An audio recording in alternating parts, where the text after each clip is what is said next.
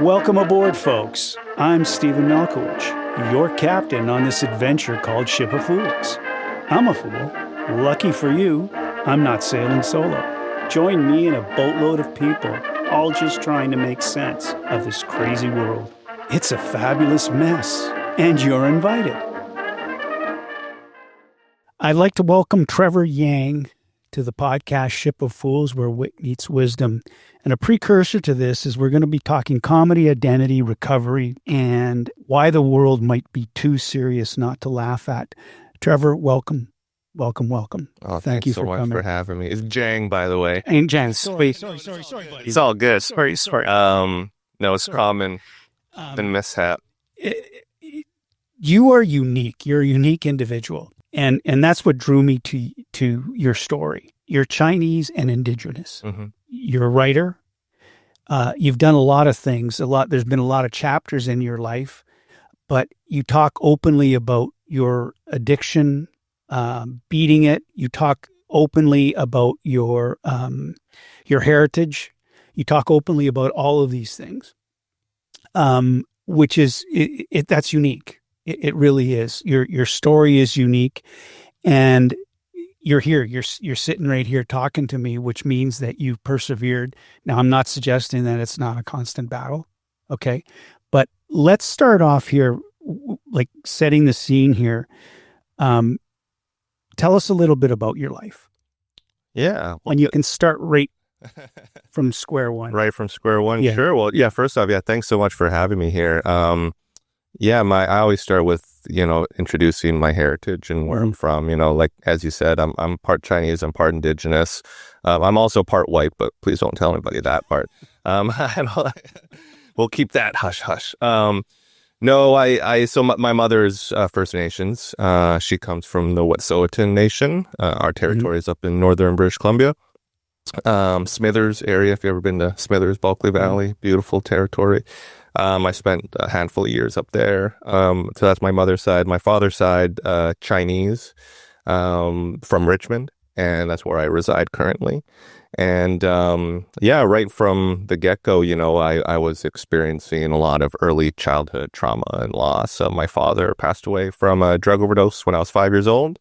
And then 6 months after that, his mother, my grandmother, passed away of an overdose. So it was back to back within the same year. Lost them both by the time I was 6. And then, the journey started from there. Mm-hmm. So you were living in Richmond, Lower Mainland. Yeah, my mom was actually a student at UBC, and she was. So we were planning to move as a family to UBC, and then obviously, plans changed. And so my mom, myself, and my little sister, we ended up living on the family house in there right after my dad died. And my mom had faced this very fork in the road, It's like, does she stay in school as a widow with 2 young children, both under the age of 6, or does she go on welfare? Mm-hmm. It was really one or the other. And she chose to stay in school. And finish school. Finish with honors, I should say.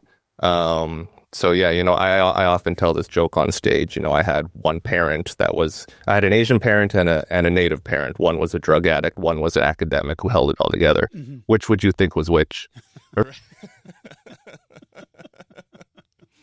And it's like, I could always tell by the uncomfortable, it's either uncomfortable silence or roaring laughter, right? But both of those reactions come from tension and discomfort, where nobody wants to say it, but they're assuming the Asian was the academic and the Native was the addict. Yeah. But it was the other way around. And my mom was the rock, and she's the one who held it all together, and is the reason why I'm still here. Your childhood, though, growing up, this all happened when you were 6 years old. By the time I was 6. By the time you were 6, that's a lot of trauma to face. And your mother, did you have a big extended family, or was it just... Huge. My dad's side of the family, I'm still very, very close with. My dad had 3 siblings. I'm still close with all of them. And then we've got about, a dozen of us cousins that are all around the same age. We all grew up together in Richmond. And so there was a lot of love and a lot of different people, 2 uncles and an aunt on my dad's side who all took various turns, sort of filling that void in their own way, right? And sort of keeping his memory alive. Yeah.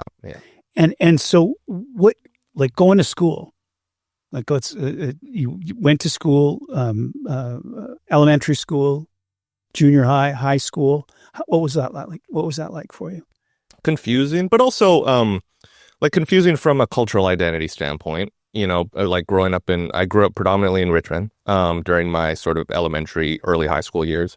And that was confusing because I appear mostly Chinese and always have looked mostly Chinese, but not to the kids in Richmond that are full Chinese.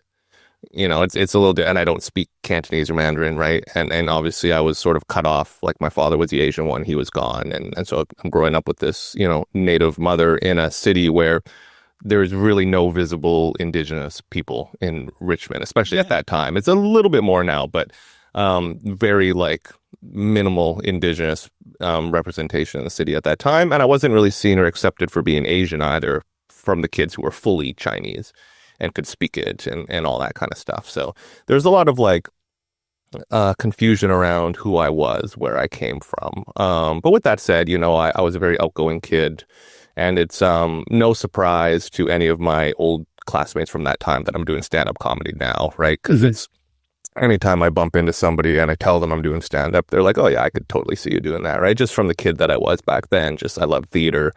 I was very outgoing. I played basketball, loved basketball. And so I was, despite all the early childhood trauma, I found, as kids do, kids are resilient, and so I found I found some passions and I just stuck to those passions. Yeah. And you talk, the other thing that you talk a lot about is your, on top of that, you talk about your addictions, and you talk openly about that. And I don't want to, I'm not going to steal your thunder because I watched some of your pieces on YouTube. It's pretty funny. It's pretty funny stuff. But talking about alcoholism, and when did, like, how did that begin? How did that journey with, and I don't want to call it a journey. It's I don't know what the right word for when you start drinking, when you have that first sip. They always say an alcoholic can remember that first sip. I can. Oh yeah, totally. Yeah. I mean, for me, I was 13th birthday. My aunt gave it to me, my dad's sister. And it was coincidentally, it was the, so my aunt gave me that drink, and it was the first time I'd touched alcohol, and it was the first time where someone had told me the full story of what happened to my father. So from that moment, my brain made that connection between alcohol and this story of my dad. Up until that point, I'd known drugs were a part of his story, addiction was a part of his story, but when you're 5 and that happens, what can a parent really tell you, right? And so I was told that he just got really sick, which is true, that's as true, as much of the truth as you could probably tell a 5-year-old. And in the years after that, I'd picked up pieces here and there that, he partied a lot. And then as I got a little bit older, there were drugs involved. I didn't really know which drugs. I didn't really know what that meant. But so 13th birthday, my aunt told me the full story of what happened, that, he really loved cocaine. That was his drug of choice. And always started with alcohol, always started with drinking. He would get drunk, then the cocaine. Eventually he got to the point where he was injecting it. And then eventually his thing towards the end, and what eventually killed him, was speedballing, cocaine and heroin, right? And so that, on my 13th birthday, I was told that full story. And while sipping my first drink. And so that really sort of, I don't know, if a bit of a foreshadowing moment, I guess, because that's sort of like, I now had this relationship, this bit of a twisted relationship with alcohol from the very first sip. But I didn't drink alcoholically until probably 16, 17. So 4 years, where it was like, I drank more than my peers did, because most of my peers, I went to a school with like 90% nerdy Asian kids with super strict parents, and they would never even dream of even touching the stuff, right? So I was a bit of a rebel in that way, in the sense that I drank it all, but it was like a couple coolers here and there, you know, it was never anything alcoholic. But a big turning point for me was in my alcoholism story is when I was 15, we moved from Richmond to Smithers, which is where my mom's from, right? So the reserve where my mom is from is like 20 minutes down the highway from this predominantly white town of Smithers, which is a very beautiful place. But at that time, when we moved there in 2008, very racist. And so for the very first time, I was experiencing racism. I didn't really experience that in the Lower Mainland because the Lower Mainland is so diverse. And so I suddenly I was getting called chink. I was getting like guys picking fights with me purely based on the color of my skin and the shape of my eyes and my last name and like all this stuff that I had never experienced before. And I saw the kids who were visibly Native, the kids who were full Native, and they looked it, or I look mostly Asian. The kids who look full Native, they got the racism way worse than I did too.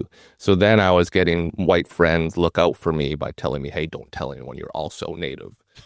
Because you're sorry to laugh. Yeah, I mean, it's you can't help but just because it's so outrageous. And so the thing I'll say about Smithers now is if you go to the town now, it's much more diverse. Like, you can just see it walking around downtown Smithers. There's just more people of color now. So I hope that things are different. You know, this was 20 years ago.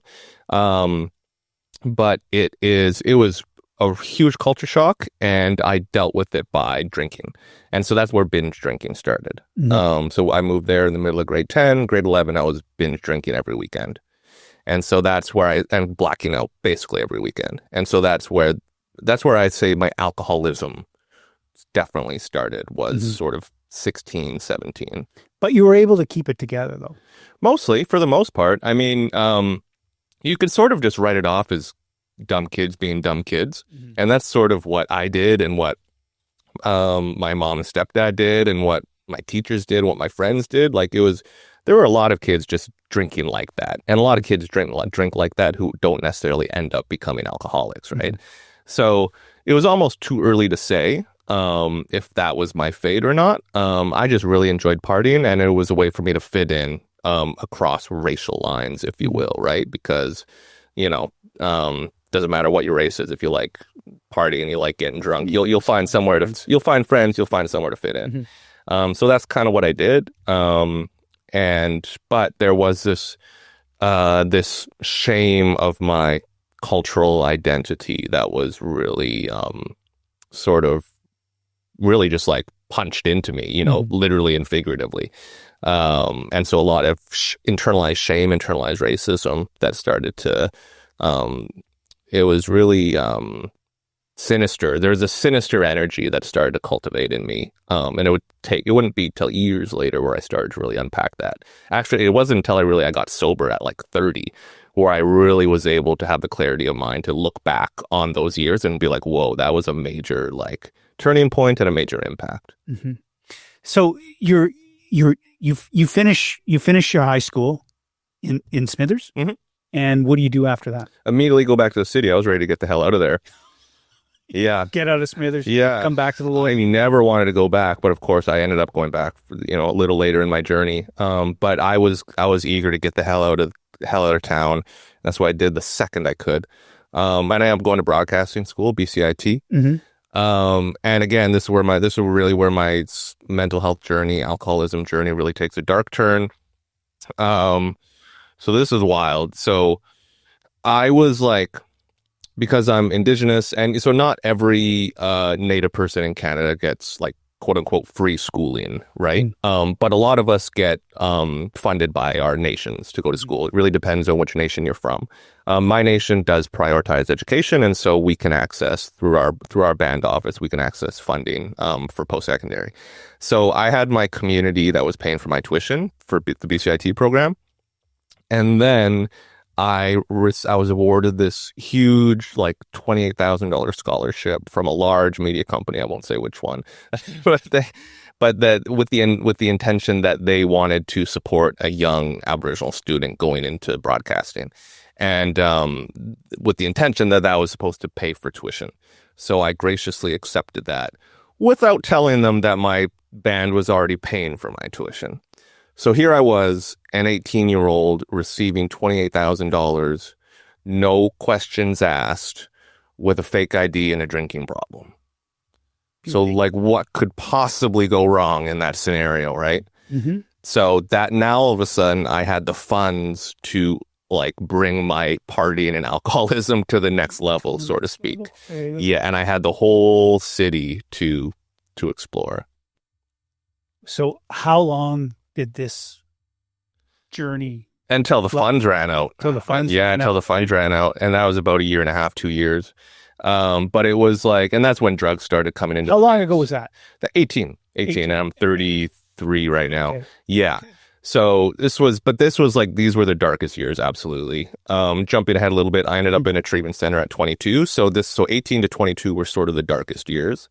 But I ended up, leaving BCIT early and getting a job at a company called CFNR, Canada's First Nations Radio Network. They're up in Terrace, BC.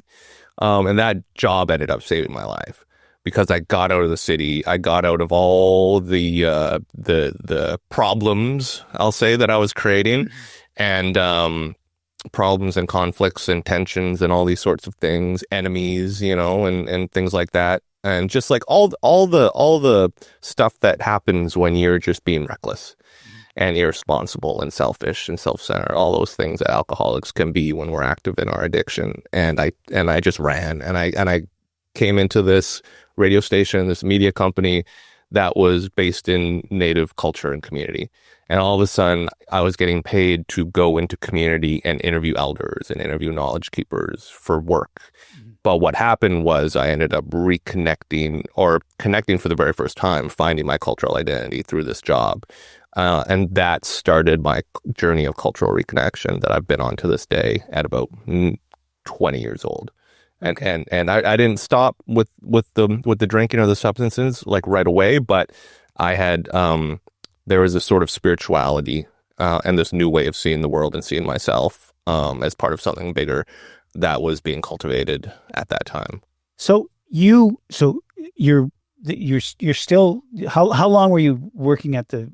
I was at that station for 2 years, 2 years full time, and then for another 5 years, I would come back for different events, like the All Native Basketball Tournament was one of my favorite jobs of all time. It's this huge cultural event, like over 60 different First Nations communities from across BC. Youth and adults come together for this week of just culture and sport and community. And I got to do the play-by-play of the games on the radio. And that was, so I did that for 5 years and a couple other different major cultural events. So about 5 years of my life on and off. So after that, okay, you went to BCIT, you went after this whole process. When did you when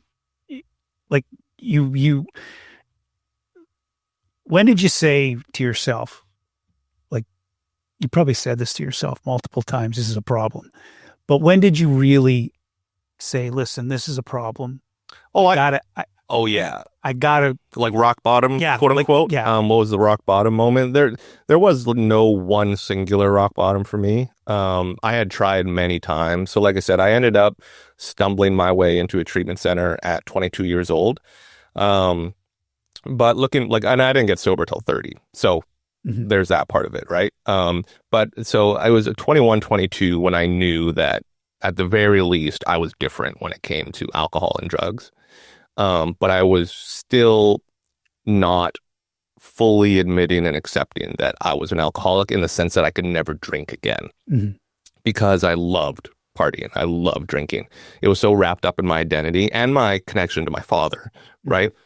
Because I didn't have many memories of him. All I had were these stories of him as this really fun life of the party kind of guy. And I really tried to embody that myself. And for a long time I was. But the thing about alcoholism is that eventually that turns on you, right? And then what once was this sort of like life of the party thing that drew people in then becomes this black cloud that pushes people away.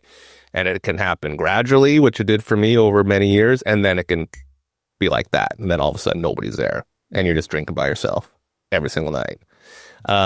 So 22 years old, I ended up in a treatment center, which was a really incredible experience. It was an Indigenous treatment center, all First Nations, culture-based, and I ended up, I was introduced to the sweat lodge ceremony. And so I always say that my journey of grieving my father and healing from the loss of my father happened there, because we did these 6 sweat lodge ceremonies over 6 weeks. And I wasn't ready to stop drinking, but I knew that like I had to like face this childhood grief that I had never faced as a child, because I didn't have you don't have the capacity to grieve when you're 5, right?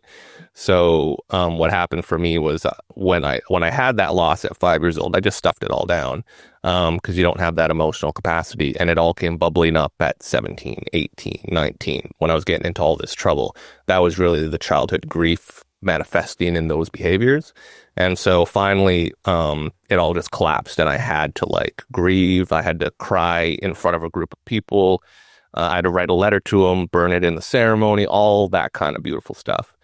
And I left that treatment center feeling rejuvenated, feeling like a big like weight had been lifted off my shoulders, and it had. And I always say that it bought me about 5 years of socially acceptable drinking, going to treatment. Yeah, like I said, I was not ready to stop.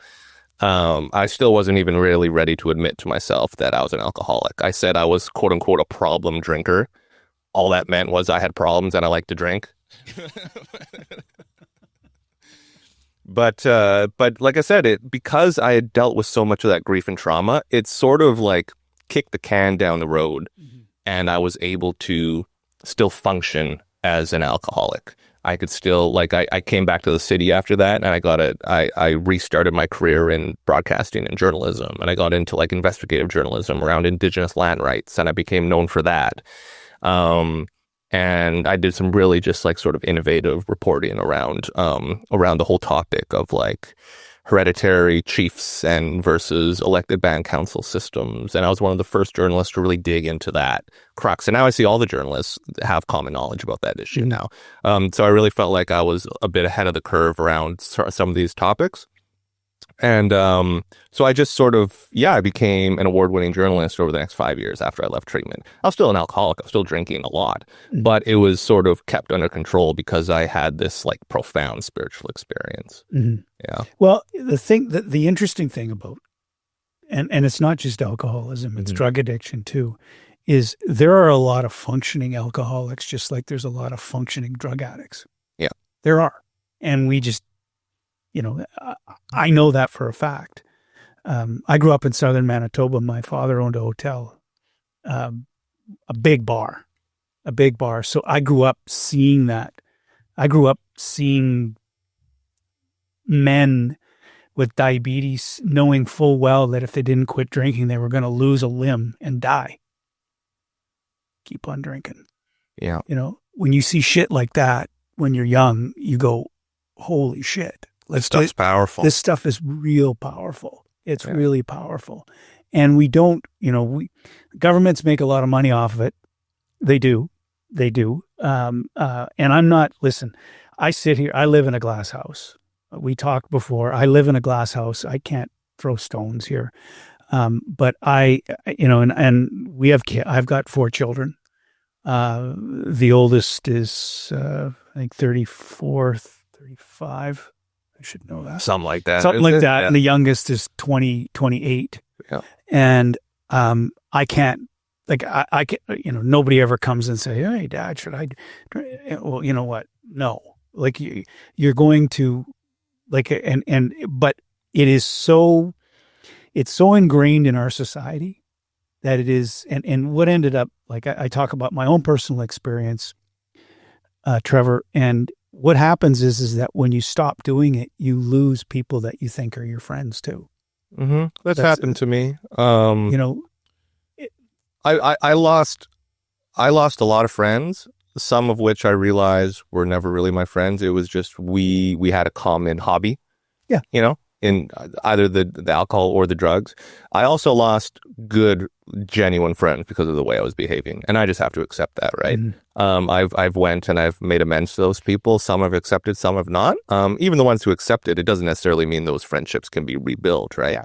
But those are just the losses that come with the disease, and you just have to accept that and move on. Yeah. Yeah. So now you've okay. So you went into treatment. You didn't stop drinking. You were writing, you were becoming a journalist. What happens next? What happened next? Oh man, those are all. So, I'm writing a book. I'm writing a novel about everything we've been talking about this hour. It's called Two Eagles Flying. It's a novel, autobiographical novel. So it's mostly true. It's about me and losing my father. And, I just wrapped up this mentorship through the Audible Indigenous Writers Program. So Tanya Talaga, award-winning best-selling Indigenous author, she was my mentor, and she helped me finish off my manuscript. And so the reason why I say that is because when I was a journalist, this was like 2017, I published an essay that was like the origins of this book. I did it as like a narrative, personal piece of reported journalism, basically. So I was telling my own personal story, but also looking at like access to treatment and access to mental health services and all that kind of stuff. So there was some reporting elements in it. I actually ended up re-traumatizing myself through that because I was still drinking and doing drugs, right? Like there was this like inherent like hypocrisy and contradiction within what I was doing. So I ended up, I wasn't ready to write about my father at that point. But I didn't necessarily know that. I wanted to like get this story out. And so I ended up re-traumatizing myself. And then that's when sort of the addictions sort of kicked back into high gear. 2018, 2019, going into the pandemic. That's when I started to spiral out of control again. But with that said, I had 10,000 words of this story that was pretty kick-ass, even though it cost me emotional, spiritual damage. I had the bones of what I knew was going to be a powerful book one day. And so I suffered again for about 5 years before eventually sobering up in 2022 for good, knock on wood. I would say sobering up seriously in 2022. And after about a year and a half of doing early recovery and some of that painful work that you need to do when you're freshly sober, I was ready to pick those 10,000 words back up with a sober mind, and having done some substantial, legitimate healing work and tackle it from the right way. And now I'm in talks with an agent and talks with a publisher, and I've got most of my manuscript done.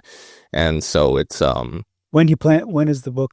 When you well, I have to, we have to shop it around. Okay. So I can't really say who. Yeah. But it's mostly done now. And then if we sell it early 2026, it's however long the publishing process takes. So it's in the foreseeable future. Yeah. And this has been a long time coming. Like I said, 2017 was when I published that essay. And I won silver in a Canadian Digital Publishing Awards for that essay. And so I was like, okay, this is something like, and what my mentor from this latest mentorship, Tanya Talaga, sort of told me is that, this story is going to, and what I've been sharing with you today, this story, anybody who's been impacted by addiction is going to see themselves in my story. Anyone who's, lost a parent or a loved one is going to see themselves in the story, and any mixed race person is going to see themselves in parts of this story. And so that's kind of, I think we're at a point in North America, but Canada and Vancouver in particular, with the overdose crisis, and just we've lost like 6 people a day since 2016. And I always personalize it by saying, so I'm a Native man. The average life expectancy of a Native man in BC today is 60. It's dropped from 67 since the start of the overdose crisis, right? So I'm middle aged at 33 statistically, and so we're at a point in time where I think having success with a book is part luck, part talent and determination, but also part timing. And so I feel like I'm at I'm at the right point and the right timing in society and into today to bring this story out into the world. When did the comedy come in? That's a cool story. That came out of left field, to be perfectly honest with you. So I ended up doing a program here in White Rock, actually. Lizzie Allen, she's a local in White Rock. She's a comedian and a therapist. And so she started this program, and she's got her own addiction recovery story. But she started this program called Hilarapy, which is Hilarapy, okay. Which is specifically a comedy therapy program for people in recovery from addiction. And it's for people in recovery to tell their stories through stand-up and to learn a little bit of stand-up skills, like the basics, the foundation of stand-up, but also group therapy. So this was 2023, so 2 years ago, basically.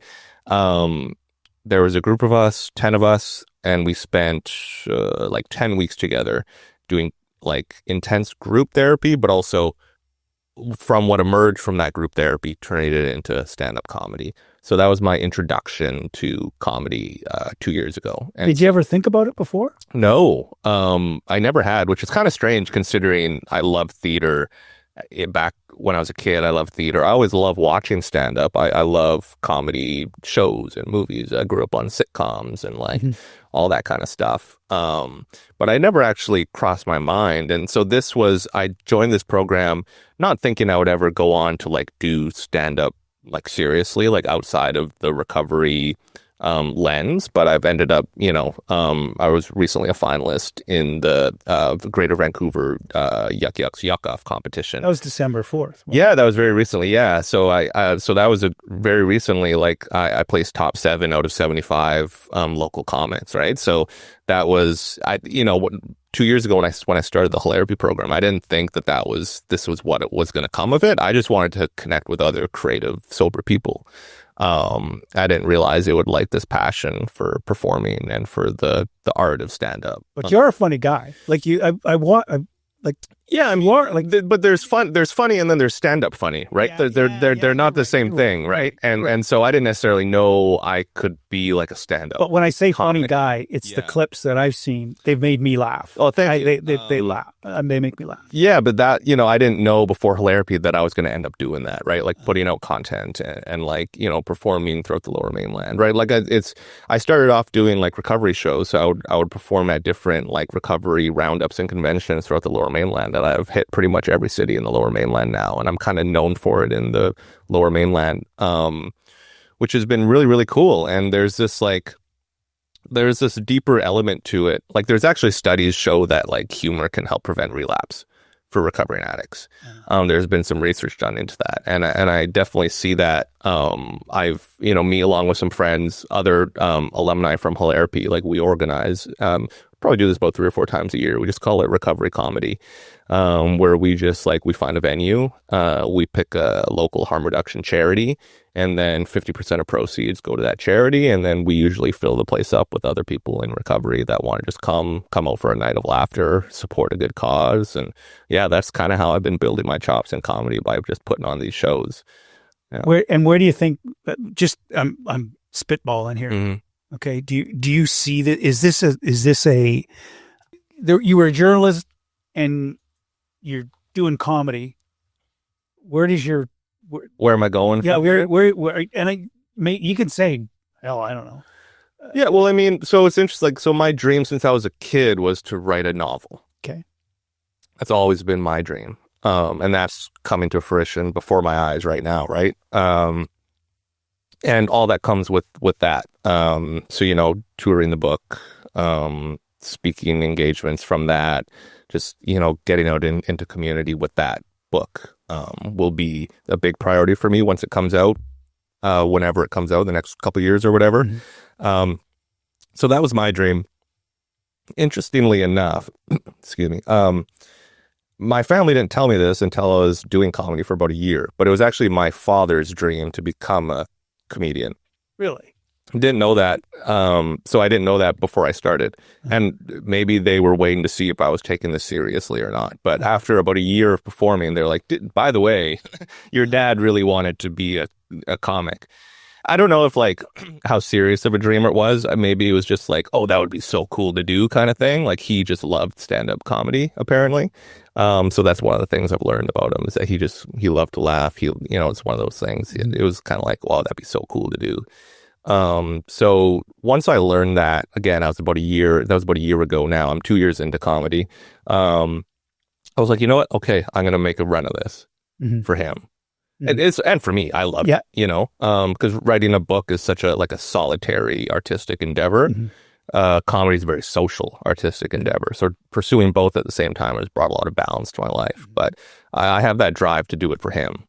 So I'm living kind of my dream with the book and his dream with the comedy at the same time. And stand-up is a real, stand-up, being funny. You're right when you said this. Being funny is one thing. Stand-up is a completely different animal. There are people that are way funnier than me just in like, you could probably find people to come on this podcast and be way funnier than me in this setting, but they can't go on stage. But you have the chops to go up on stage and make it. It's very different. It's very different. Because it can go horribly wrong too. When you're doing shows, I'll ask you this, you're 2 years into it. Like your material, like what's interesting, and I'll go back to this. What's interesting is your story is interesting. It really is. And where do you get like you must write? Obviously, you have to write in order to be a comedian, unless you just go out on stage. I know some people that 90% wing it. I can never do that. Like there are crowd work comedians who are so good at that. I just can't. I'm not at that point where I could just spontaneously do it like that. There's very few that can. Yeah. And there's a lot of, the one thing about comedy is there's a lot of bad stand-ups. Yeah. But the thing is that where do you get the majority of your material from? Where do you get when you're writing? Yeah. Where does that come from? So I always say, my stand-up act is like my novel in the form of comedy, and my novel is my stand-up act in the form of a novel. So I'm sort of telling the same story in two different methods right now. Eventually I'll probably I'm already starting to feel myself expand beyond my own personal story. But a lot of that probably has to do with where I started, like starting in Hilarity, which was very much about let's tell our addiction stories and recovery stories as like using humor as hope for other people impacted by addiction. So that's kind of that was my foundation in comedy. And so that's why a lot of my material reflects my experiences with alcoholism, as well as racism and all these sorts of things. But the interesting thing is like, now I'm getting to the point now where I'm performing for people who I wouldn't necessarily interact with. So I started by performing for like who I would say like my people, like other people, other sober people, other people in recovery who are going to get my humor regardless of how well I perform, right? They're going to laugh because they're in the same, they've done the same experience. So now I'm performing for the general public. And I've had experiences now where I'm noticing like certain demographics who aren't going to necessarily resonate with some of my material around like racism and stolen land, for example, right? And so a big learning curve for me is how do I bring in everybody along for the ride, regardless of how they feel about Indigenous rights or racism or addiction, stigma, and some of because there's a lot of heavy topics and complex topics that I like to approach through comedy. The plus side of that is if I hit it, I really hit it. But the downside is I can lose some people if they don't agree with my point of view. And so the next level of growth for me as a comic is how do I bring everybody along for the ride, regardless of what they actually think about what I'm saying. And the wonderful thing, though, about humor is that it can shed light on something that you can make fun of it. But in all seriousness, it's an issue. And people don't, and I personally believe that is, I'm not going to say it's the best medicine, but it's the best way to understand something. If somebody makes fun of something, you can go and look. And so I can appreciate and understand what you're saying about standing in front of an audience of people that aren't in recovery, or they're a bunch of, they could be I mean, we have different political views, right? Exactly. And so it's like, so a good example, like I have a T-shirt that says "Land Back," right? Sometimes I like to walk around downtown Richmond just to piss people off. But I've had this bit about the whole like couch and Indigenous title claim in Richmond just because I have Chinese family generations of homeowners in Richmond. So I sort of say like, like people are worried about losing their homes, but I don't have to worry about that, right? Like it's just one side of my family taking homes from the other. So it all works out for me at the end, right? So that's a joke I've been telling recently. And that's sort of a way, I need to expand on it because it doesn't quite pull everybody in yet. Because if there's still like, there's still people who are like, oh, an Indigenous title is like, that can't affect my property, value and all that kind of stuff. So I got to find a way to like bring that in. And like, I'm working on a bit about land acknowledgements and all this kind of stuff as a way to like poke fun at all the different absurdities of the sort of current climate. Yeah. Do you in talking to you very much embrace your Indigenous heritage. What about your Chinese heritage? Yeah, it's interesting because it's like, because I lost my Asian father young, I grew up with a single Native mother. I feel a lot more Native than I look. Right. And so I feel much more connected to that side. And I've had some more experienced comics point out to me, it's like, because my humor leans more into my Native side than my Asian side. I do talk about being Asian and stuff. And I got a lot of funny stories about my Chinese grandfather. He's a heavy influence in both my book and my comedy. But I've had some more experienced comics sort of say, you got to sort of consider optics. Like when I get up on stage, the audience sees me as a Chinese guy and they hear my name, Jang. And so they think Asian or Chinese. And so I have to like almost sort of walk them along that ride. I have to sort of like say, yeah, I'm Chinese, and maybe have a joke or two about that. And say, hey, I'm in recovery. Maybe have a joke or two about that. And then say, oh, I'm also Indigenous. And then bring them along for the ride, right? Like, so I'm starting to learn about how to sort of walk people along the journey of the journey that I've been on, right? Like, because I didn't start, like I said, it took me 10, 15 years to like come to terms with my mixed race identity. I can't expect a crowd of people who don't know me just to like jump right along and be like, well, this Chinese Native guy is like, who's this Asian guy making fun of natives? I thought we weren't supposed to do that. Like, see that in itself. Yeah. So it can make some people really uncomfortable. That's the whole point. But that can be good. That's right. But I had like comedy is all about building and breaking tension. Yeah. But I have to like, so I just being Chinese and Indigenous can create tension all on its own. But it's how do I break that tension for everybody? Because there's some people that love the jokes about stolen land and love the jokes about racism because they can relate to it and they get it and they laugh right away. But there are other people where it's so out of their like lived experience. Like if you're a white person from, I don't know, Cloverdale, like it's so outside of like, you don't know if you can laugh at that. You don't know if you're being talked down to. You don't know if you're being personally attacked, right? There's all these biases that go on and I could see it on their faces processing what I'm trying to say in real time, right? And so I have to find a way to bring those people in, and that's the next challenge for me. Do you like dim sum? Of course I do. That says it all. Right there. But back to the comedy. Like I do believe that a better understanding comes from being able to laugh. Like when people are able to laugh, there's and I can appreciate, I can fully understand. That's why you're unique. Like you really are. Like that's what drew me to your story. I can't speak now, but and I keep on circling back to that theme because it is you very rarely in this environment to be what you are is like that, and a comedian is, it's unique. It's not like you don't find very many. Now, having said all that, who's your top comedians? Who do you I like? just saw Dave Chappelle. Dave Chappelle. Absolutely phenomenal. Yeah, absolutely phenomenal. He's a funny man. Yeah, it's very hard since I started taking comedy seriously. It's very hard for me to watch a comedian without going into study mode. Mm-hmm. And so I may not laugh, but it's because I'm studying. I can appreciate, oh, that joke was really funny, but I'm not laughing out loud because I'm trying to, like, I'm thinking, and I'm relating it to my own material.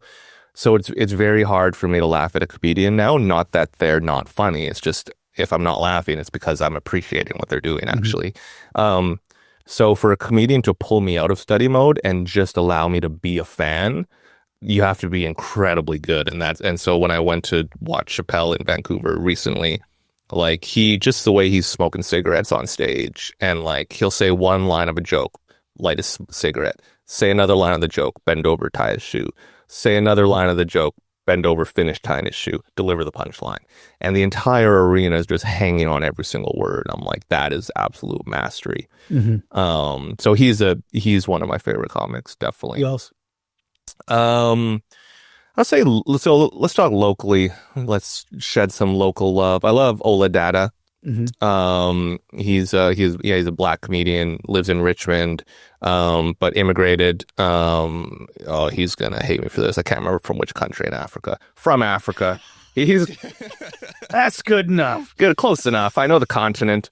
Anyway, so he immigrated to Fort McMurray, Alberta, and so he has this unique way of, like, and you know how I was just saying earlier, I have this challenge of, like, being able to bring everybody along for the ride, regardless of what their political views are and lived experience.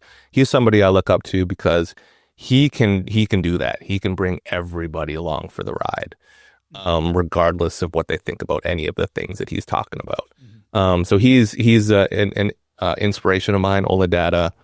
Who else locally? Let's see. I love Robert Pang, aka the Screaming Asian Man. He just literally goes on stage, he screams at you, but it's hilarious, and he talks about why he does that, because he's from Beijing. That's what everybody does over there. They yell at each other, and that's just the way they talk. There's Julie Kim. She's a local. She went on tour with Ronnie Chang all across America for like 40-something cities. So and she's out of Vancouver. That's huge for the city, right? Mm-hmm. There's so many up and coming talents that are local that it's like we're really blessed in Greater Vancouver with a lot of comedy talent. What at the Dave Chappelle level though, at the like icons, iconic, like Dave Chappelle's iconic. What other comedians that do you look at and go, okay, that and where you're studying, you're actually sitting there. Well, with him, it's like I love, because he's doing an hour, and I felt privileged to be there because he was clearly preparing for his next Netflix special, right? So I get to see him work through stuff for the next special, and so when I watch it on Netflix, whenever it comes out, it'll be like, wow, okay, I see the evolution of it. What I love about him and other comedians who do this sort of longer form storytelling is that they'll be, over the course of an hour, they'll tell 3 or 4 stories that you don't necessarily see how they're connected. They're funny all on their own, and they've got jokes built into them that make them funny as standalone pieces, but towards the end, they'll start doing callback after callback after callback that all of a sudden tie all the stories together into one cohesive hour.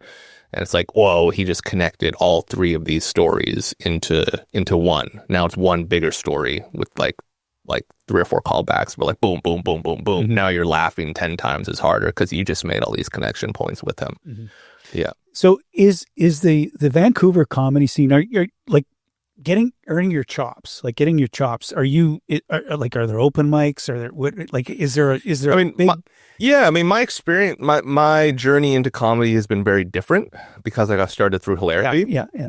So, I would say I've been blessed in that way because my first time performing was such an empowering experience. It was here in White Rock, and it was like 150 people, mostly people who support the hilarity brand and the idea of healing through humor, right? So it was our people. So it was 150 people, and I got to go last, which is always a good feeling, and absolutely killed it. And I look back on that 10-minute set, I'm like, this isn't very good, but I absolutely killed it because of just the energy and the therapeutic container that Lizzie Allen creates in her shows. And so I had this passion ignited in me. And then I went to do open mics in Vancouver, and I'm like, oh man, this sucks. There's like 10 people in the crowd, and 6 of them are comics, and it's like, but that's paying your dues, right? So, but because I've done my own thing in the sense of creating these recovery comedy shows, which is inspired by Hilarity, where we have this bit of a container where it's like, this is a night of empowerment for sobriety. It's about sobriety, it's about community, and it's about comedy, right? But there's much more to it for us. Like, we are like helping people stay sober for that day, right? And we're a part of their sobriety journey for that day. Because sometimes like a good laugh and hearing somebody's like seeing someone, because now I'm 3.5 years sober. And so just like seeing somebody who's gone through everything we've talked about and is able to tell that story and laugh about it, there's an element of inspiration to that. And no, it's not a motivational talk. It's just, I'm up there to crack jokes. But if you've gone through what I've gone through or have gone through similar things, you're going to feel some inspiration. You just can't help it. Right. And so I've been building my chops in a very unique way. And now I'm doing Yuck Yucks, and now I'm doing some other mainstream things, but like I haven't grinded it out through the open mic circuit as a lot of the other up and coming comics are doing. And because I've sort of building my own lane, so to speak. Yeah. I understand. Is that that therapeutic program that you're talking about, is that unique to the Lower Mainland here, to White Rock, or is it a North American thing? No, it's very local to, like, Lizzie's based in White Rock. So it's been a very White Rock local thing. But I mean, our cohort had people from all over the Lower Mainland. Yeah.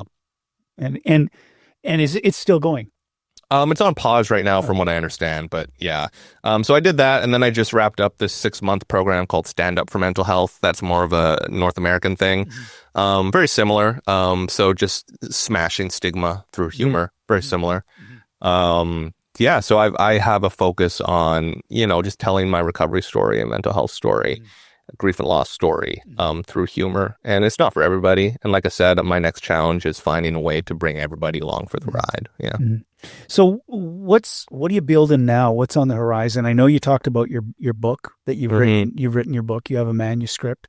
It's done. Almost done. Yeah. It's never completely done. I bet you even when I publish it, I'd be like, I could have changed this chapter, that chapter.